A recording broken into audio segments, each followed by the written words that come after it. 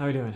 I actually don't remember the date. I think it's the 12th of June. So officially into the second half of the year, which I may have said in the last video. So where are we? I recently completed the final free full-length video. So I wanted to do a bunch of full-length videos for free to kind of showcase what the final product might look like for people interested in purchasing it. And I had actually completely forgotten that I had agreed to do this because there was such a long hiatus from when I offered it to when they got back to me and said, yeah, let's do it. So I didn't actually need to do it, but I didn't want to renege on what I promised. So I interviewed a street performer, which was interesting. Don't know any other street performers, so that was an interesting interview. So yeah, I have to edit that, so I have to spend a day going through the questions, adding in the text on the videos. And yeah, so what that means pretty much now that I've done the final free interview is that I can pretty much focus on getting paid ones. So that's a pretty big step. It means I can focus on something completely different now, whereas before my focus was on just interviewing really anyone I could get my hands on. I think I'm past that point now. I've got enough content on the website and on the YouTube channel, and at the same time I'm working on this mini series with the nurse break, so I'll have ample content. I won't need to really prove much more as far as what the product will look like. So that's good. What else have I done? So in the corner over there, which you can't see, I have 3 boxes, and they're boxes of flyers. So I interviewed a colleague of my dad's recently, and I guess this may be more of an old school thing, but he wanted something he could physically give his friends and family to show them that they're, like, if they're interested in the product, instead of just telling them on a website, he could give them something that they could hold on to. And I thought about it, and it made sense that maybe people over the ages of 30, 40, 50 may be more inclined to have a flyer or, I don't know, a business card. But I decided to hop onto Canva, which is a fantastic tool for making templates and designs. And I designed a flyer, and it didn't take me long at all, actually, because I've been doing design work since I started Top Tile, my previous business, so since I was like 17 or 18. So I managed to smash out a flyer design within an hour, and pretty pleased with how it looks. I'll go grab one to show you. So this is what my flyer looks like. Just got the logo, do it before it's too late, and capturing the life stories of everyday people through video. So I designed this. There's a little person being interviewed here, and there's me, the interviewer. And on the back, we've got a bunch of quotes from people that have already done an interview, along with their images. It's kind of like testimonials, essentially, pretty much proof of concept kind of stuff. And down here is pretty much just all the details of what I would be offering them. So I have 5,000 of these, and I actually am pretty stoked because the price was what I thought the price was really fair, and considering the position I'm at starting this business, let's just put it this way: if I get one full order from the flyers, I've paid for the flyers, and there are 5,000 of them. So if I can't get an order of 5,000 flyers, I probably need to seriously rethink how I'm approaching this business, I suppose. So super stoked about the flyers. Today is the first day where it hasn't been raining incessantly, so I'll be able to go for a walk and hit up some mailboxes, I suppose. But I won't do too many. It sounds strange, but I'm worried if I submit like 1,000 flyers, right? And let's say there's a hit rate of, I don't know, 1%. I don't know if I can handle 10 interviews all at once, or like dealing with 10 at a time. So I'm thinking I might just start with 200, like do a street nearby, just hit up all the houses in the street up until I get rid of 200 of these flyers, and then I'll sit with it for a week, see if I get any calls. If I get no calls, then I'll do another street, and so on and so forth, until hopefully I get a call. Yeah, so flyering, important. Another piece of design work that I did recently was I made a sign. So because I'm currently filming outside in a residential area, like I live in this house, this is a studio where I work, but I live here and I help take care of my grandmother that has failing memory and needs help with some day-to-day things, so I have to live here.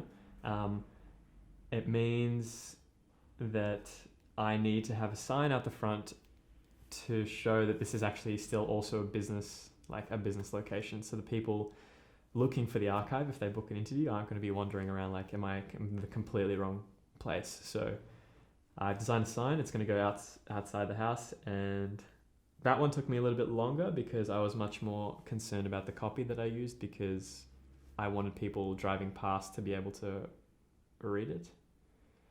So the main headline couldn't be very verbose. Otherwise, people would either have a car accident or not get to the end of the point I'm trying to make in the sign. So design that. I'm still in contact with the people that are making it. They're just giving me the specifications that I need to provide it to them. So hopefully I'll have that signed before I have a booked in interview. And yeah, it's an important step. Because also there's foot traffic in this area as well. So if people start to register, like neighbors go by enough that, I know where we could get this because I live right next to it. That would be great as well. Okay, so other than that,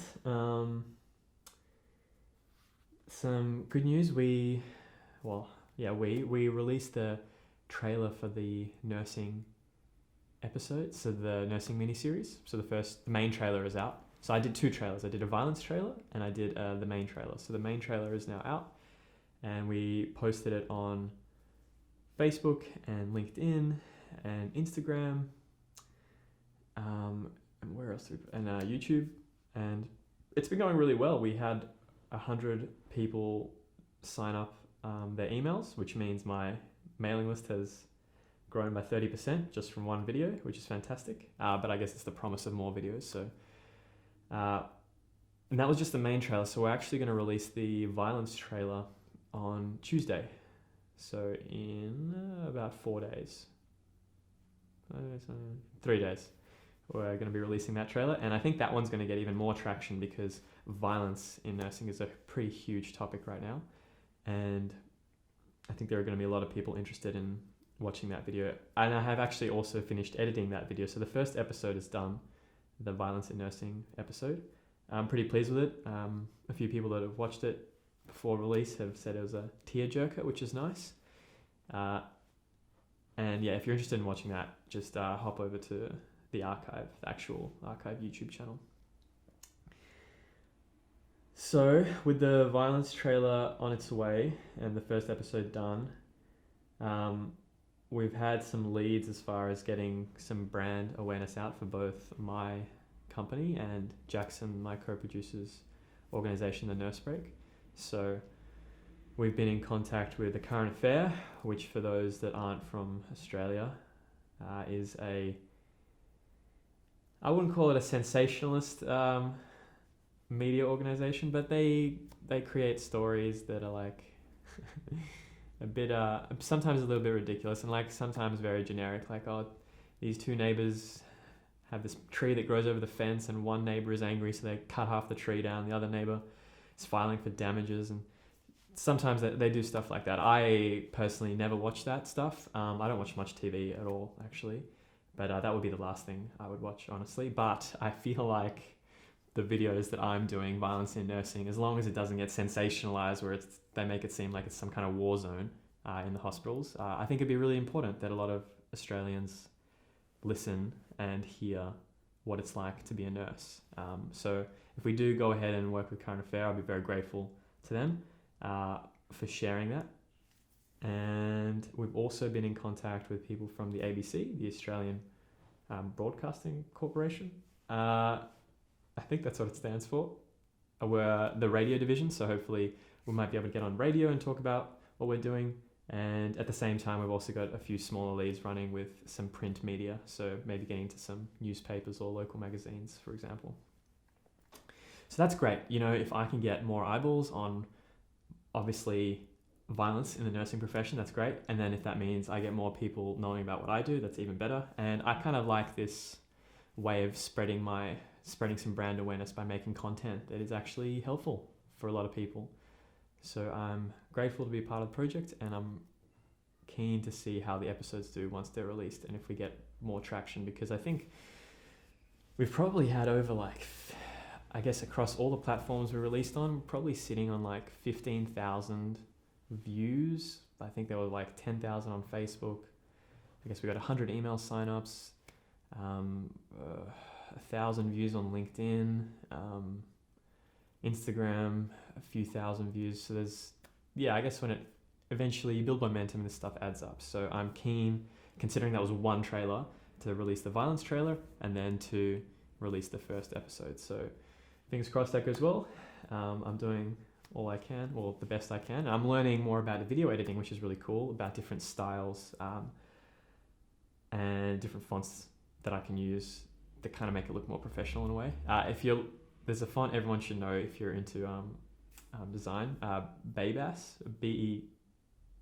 Bebas, and then Nui. I can't remember how it's spelled, Nue or something, but that's a really great font. It's a really impactful font that's good when you're trying to send a message out there. So I've pretty much switched over most of my fonts in the video to that, and it looks way better than just the generic Poppins font, which Poppins is the font that I normally use, which I love, but probably not appropriate.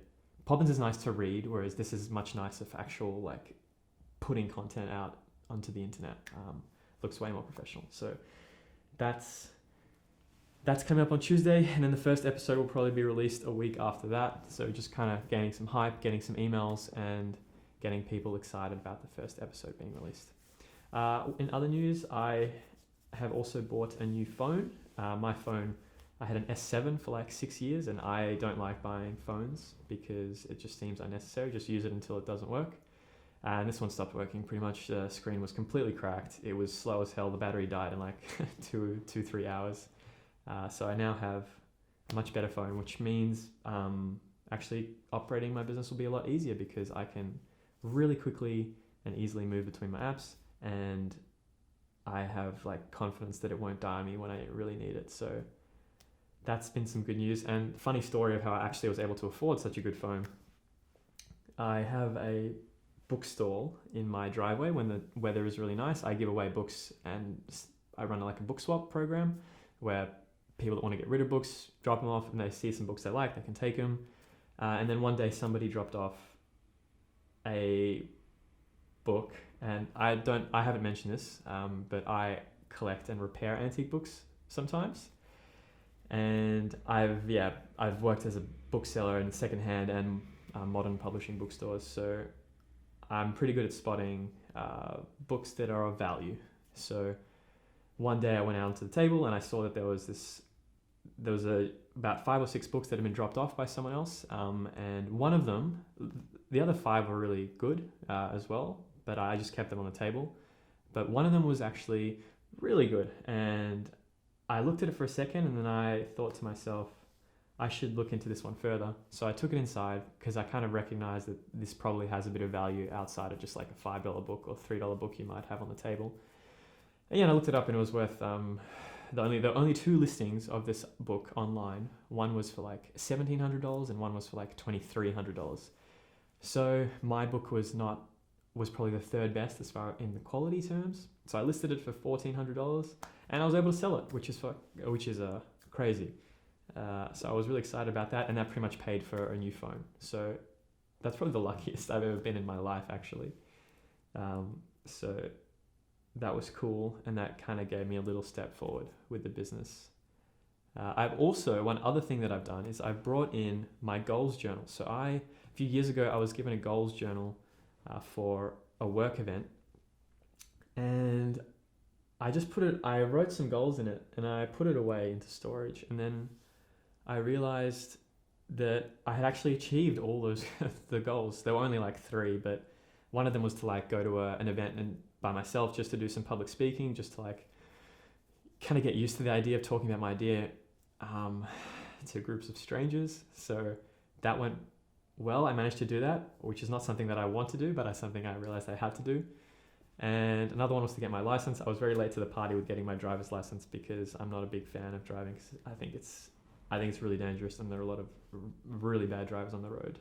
So I avoid it for the most part. But I realized for the business, I'm going to need to learn how to drive, and also if I want to go traveling, I need to know how to drive.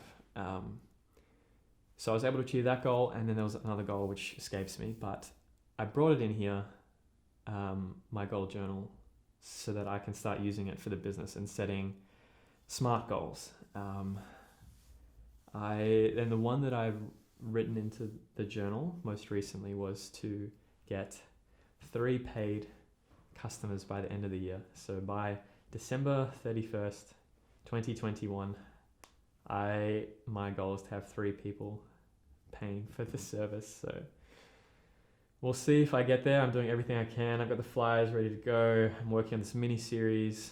I'm optimizing my website, and I also recently downloaded a bunch of videos from an ads conference. So there's this conference called AdWorld, where all the like leading promoters across all the different platforms like Instagram and Facebook and LinkedIn, email marketing, everything kind of come together and do like a 30-minute presentation on everything they know, and then other people kind of make notes and take it back to their own business and use that information. So my friend runs a digital media agency, and he had access to this event, and I've managed to find a sneaky way to download all the videos, which you weren't able to do, but I was just playing around in the HTML, and I found just by changing the script, you could not changing the script, you take some of the script out and find a certain section of it and repaste it in the URL, and you're actually able to download a private Vimeo video.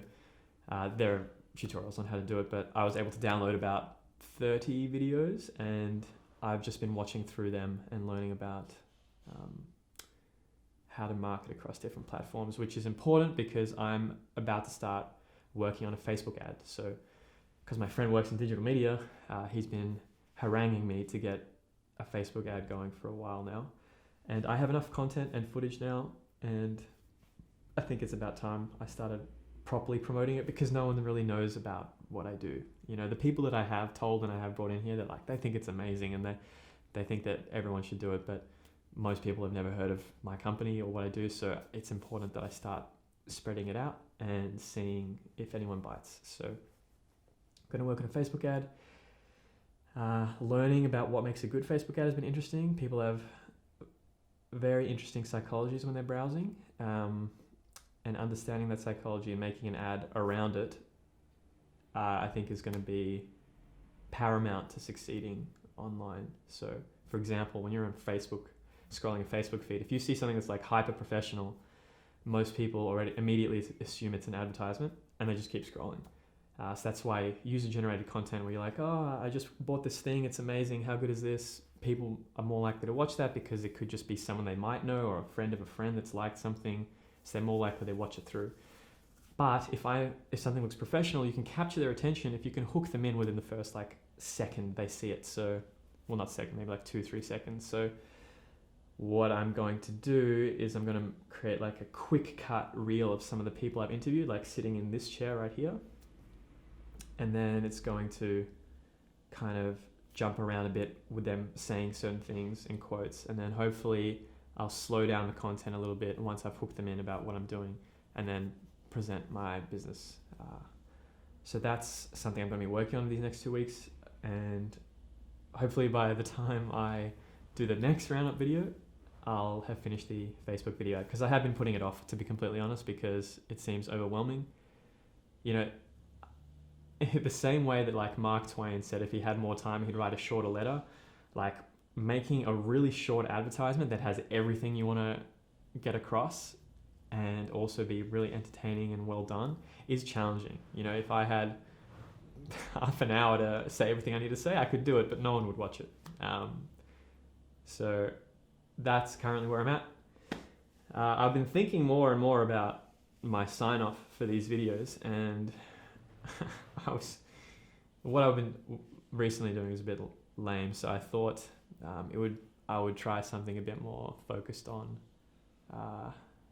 a mantra that I use that helps me, which is motivation is inherently fleeting. You know, it's something that will disappear. So if you want to succeed, focus on discipline. So I guess as harsh as it sounds, motivation is, I wouldn't say it's like,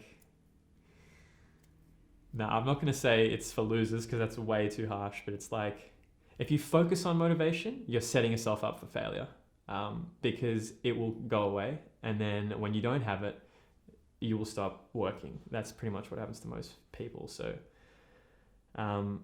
if you can focus on discipline, that would be the best course of action. That's pretty much what I use, and that's what gets me in the studio here every morning, and that's why I have never lost any passion for this project. So I'll think about it like a more snappy way to end it by the next video, but yeah, motivation bad, discipline good. So I'll see you for the next video. Thanks for watching.